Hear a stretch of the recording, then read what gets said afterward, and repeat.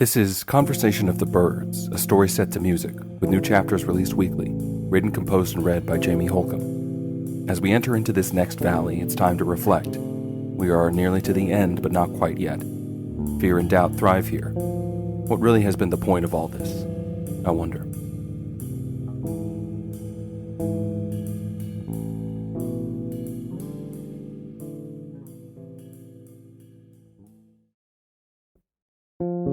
It may be interesting to some of you to notice how far we've come in such a short time. It was not even a year ago that we released our birds to the east along those beams of light towards that shining star that reveals the world to us. Food for thought.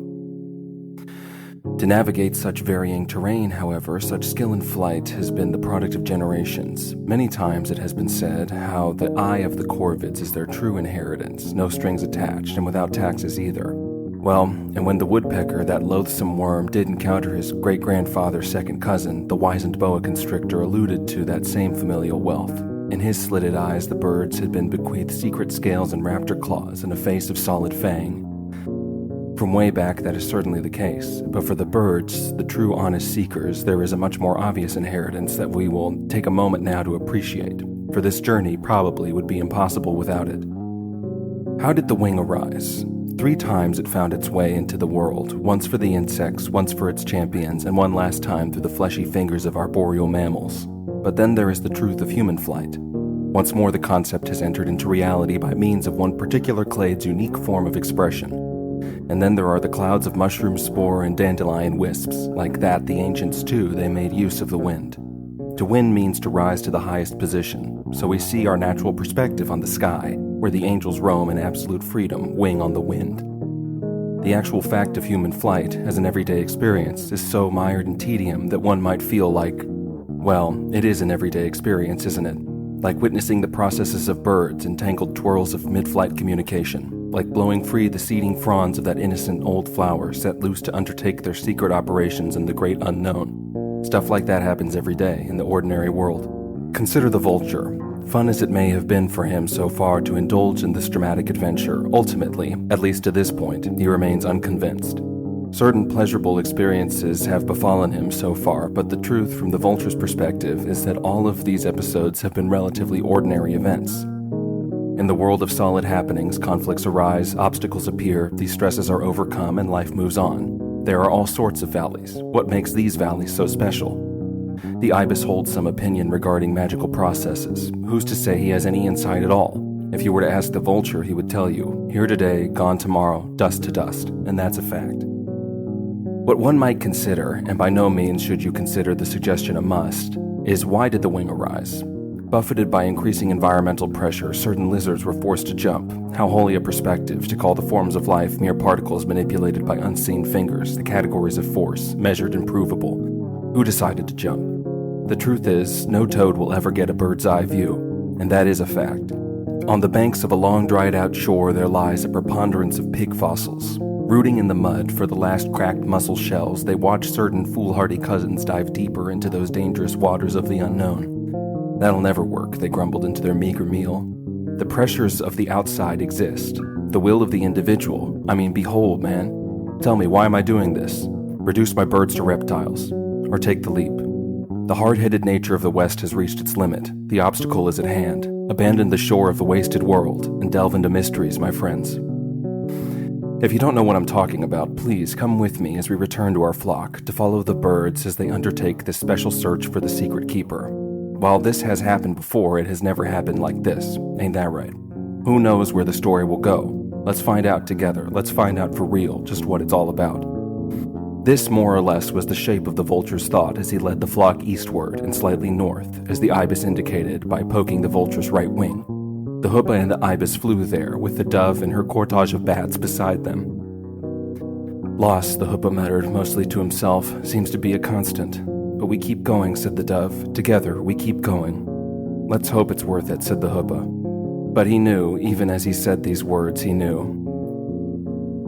All about him there flew a flock of 30-odd birds. Some were age-old enemies, like the robin and the kite. The ibis and the vulture never really would see things in the same way, yet here they were, one guiding the other, the dark predator now shielding his former foes. Here there were bats of all creatures, helping that mournful, gentle bird, Peace herself, leading the flock. Yes, in peace together, all the different attitudes had become aligned towards one meaningful purpose, and in the back of his mind, the Hoopa thought as a nascent wordless impulse. The Hoopa feared what might happen in the end if they did discover nothing. They were flying now in cloudland over hills of white soft vapor. The Hoopa regarded the clouds in quiet contemplation. How will we know, he muttered to the ibis. That sagacious pathfinder batted one great caramel-colored eye. Well, no, the ibis suggested. For the dove, however, there was a more difficult question in her mind. Why, the dove whimpered to herself. The Hoopa knew what she meant, and he did not have any answer that he could voice as easily as that simple question. Why? All along, the woodpecker had been nestled in their ranks like a cuckoo egg, just warming up for the inevitable betrayal. The woodpecker lived to peck things apart. He laughed in the face of their question. Because he fears an answer, said the Hoopa. The dove remained silent, bidding the Hoopa to continue. We're related, said that pink-plumed fellow. All of us are, by some great distance, a coterie of cousins from all parts of the world. Makes you wonder about the first bird, I guess. But the woodpecker and I are kissing cousins, so they say. In my family, the beaks grew a little lighter. We dig insects from softer wood. But for him and his kind, no tree poses any kind of an obstacle. I wonder why that is, mused the dove. Different birds go in different directions, I guess, the Hoopa said, and he turned back to the flock of 30 disparate faces. Each beak had been sculpted by unique obstacles to uncover novel opportunities. What the Hoopa didn't know was how often and in what manifold varieties those 30-odd faces did return. Throughout history, in the million clades and classes, those masks appeared, inherited in the short term, father to son, but in the grand scheme, in the ineluctable modality of the visual, in the night-like reverie of being, those faces followed, from the center out. At each of the endpoints of the possible movements there stood a secret being, the true entity that every raptor represented, that the triceratops and the rhinoceros called God, that the painter and the orangutan saw in himself. The face the Hoopa shared with Atar, the alchemist, the ibis, the Nile, and that dreaming figure who has appeared in stories from all across the world throughout its strange stratified history of nations and ages, all along. All. He's a villain, said the Hoopa, and that's the truth. What use could there be for a creature like Hole in this quest? The Hoopa mourned for him too. It so happened that as his thoughts turned inward once more, before them the clouds thinned into cotton fluff that was soon scattered to the wind. What was revealed below them was a black mat that took the Hoopa a moment to recognize, for he had only heard about such a landscape in stories, and the winds were mighty. The ocean, he cried into a heavy blast of frigid air. Even at this height he could taste the salt. The winds were kicking up. There's no way we can make it, the Hoopa said closely to the ibis. Can this really be the way? Will we find land? Oh, I didn't understand before. I thought I didn't understand. And the ibis nodded his head to assure their noble leader. Stay the course, my friend. That is the message that radiated from the ibis by his steady bobbing head and cool demeanor. Altogether, the birds flew bravely over those white-capped waters, and all about them the sky was alive with activity. It had been some time since the birds had encountered another flock. Now, in this new territory, they had entered into the dominion of the specialists. The albatross knew them. The cormorant, too, he recognized his old co-workers. Cousin, quacked the cow-headed duck. Like that, the birds were stifled in the rapid squawks of the seagulls, the hardy cormorants, and those bobbing ocean waders. You're up, the vulture barked over his shoulder. The albatross appeared. She glided out to the delight of the crowd, who marveled at the queen of seabirds herself. Very rarely did this southern sea roamer find her way to these northeastern waters. By means of the nautical communication that all these aquatic flyers shared in the depths of their nature, by the virtue of their native traditions, the gulls and cow ducks, the cormorants and the terns, the sandpipers and the other nimble birds who have always had a taste for fish, the cousins of the coastline understood the unasked question. This way, called the bright young booby, and feeling like an upstart, for he was a humble fisherman's son, who knew better than to address a superior as an equal, he added, Your Grace. Well, that got quite a laugh from the crowd. The albatross blushed.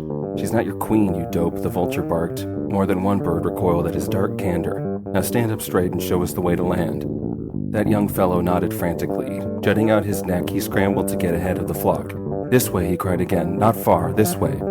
All the older birds, including the Hoopa, the ibis, and the dove, together the flock shared. Well, birds do smile, you know. Even vultures have a particular curve to their beak, like the skull that disintegrates with a laugh. I've heard the birds laughing often. Yes, it's true. Those travelers were glad to have some company.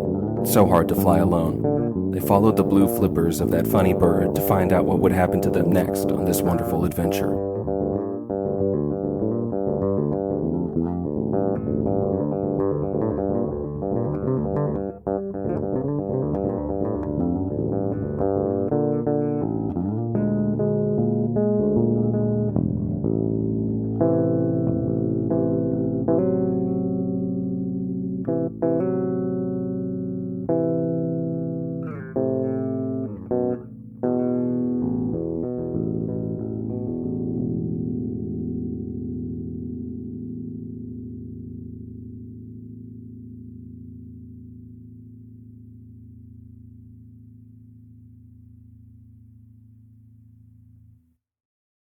This has been Conversation of the Birds, a story set to music, with new chapters released weekly. Written, composed, and read by Jamie Holcomb. Produced by Supermoon. Join us next week for our next installment.